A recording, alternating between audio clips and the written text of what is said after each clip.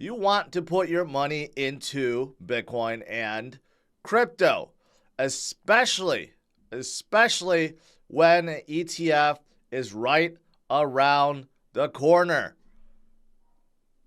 There are sources. There is always a lot of details, and sources, but right now there are key people working within BlackRock, ARK, Invesco, and others, Grayscale.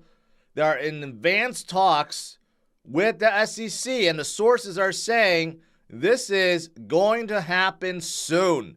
Very, very soon. So you definitely don't want to miss out on this monumental occasion. For the first time in history, we will see some spot Bitcoin ETFs, and you could argue the first time in history when real institutional money will be flowing in.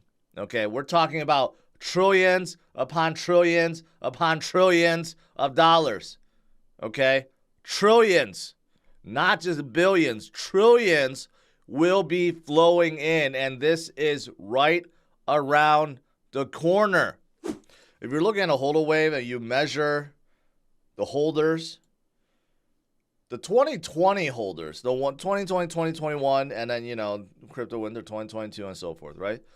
Those are actually the strongest holders. If you look at, this is a little hard to read, but that light green, you see how the big light green on the top? That's the number of holders from 3 to 5 years ago. So approximately that 2020 time, right? And you could see, man, very, very strong. Actually, it's actually the 2 to 3 years, not the 3 to 5. 3 to 5 years is actually the deeper green. It's the 2 to 3 years. So those of you guys that came into this space right during the last bull run in 2021, you guys are actually the strongest holders. Most of the HODL wave is comprised of people from 2 to 3 years ago. And it kind of makes sense because most of you guys started watching me and started to understand that Bitcoin is meant to be held and not traded. I was kidding about that. I don't know if most people were watching me, but you guys get my point. More and more people started to learn about inflation, about all the bad macro stuff. And people started learning more about Bitcoin. That's why. Their conviction and faith in Bitcoin is so strong. What else is interesting? Well, 50,000 right around the corner. Considering that we're at 44,000, 50,000 is not so far-fetched.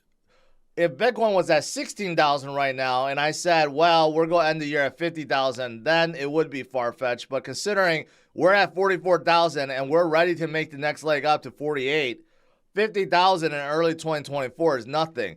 I argue 50,000 before the end of December, especially when spot ETFs will probably be improved in the first week of January.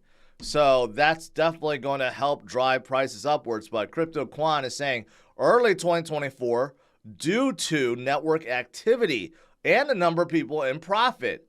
Network activity is skyrocketing. People in profit skyrocketing. Over 91% of you guys are in the green already simply by holding Bitcoin. That's it. Holding it. You didn't even have to DCA. If you're DCAing, of course, you are already in the green. So 50,000 early 2020, that's nothing. That's coming up in short order. And here's the thing. That's kind of like, according to some, that's like the final hurdle. That's the point we're supposed to be at before, or the point we're supposed to hit at least, and be around when the halving event occurs. Because traditionally, that's an important Fibonacci level, and historically speaking, previous times after a halving event, that's where Bitcoin ends up. But we have accelerated our ascent already. So if we're hitting 50,000 by the end of December, I was just thinking this out loud yesterday. We could be at all-time high by halving event already, especially if spot ETFs gets approved.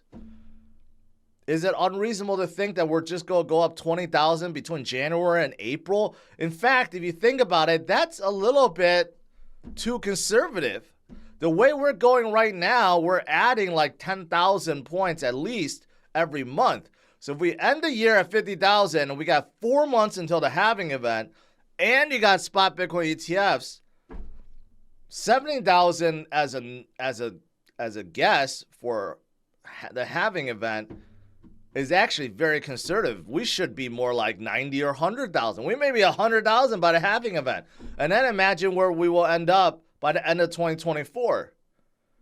Man, if you're not in crypto right now, you are going to miss out on some life-changing wealth. I mean, honestly, there are so many people out there that are still not paying attention, that have no interest in Bitcoin and crypto.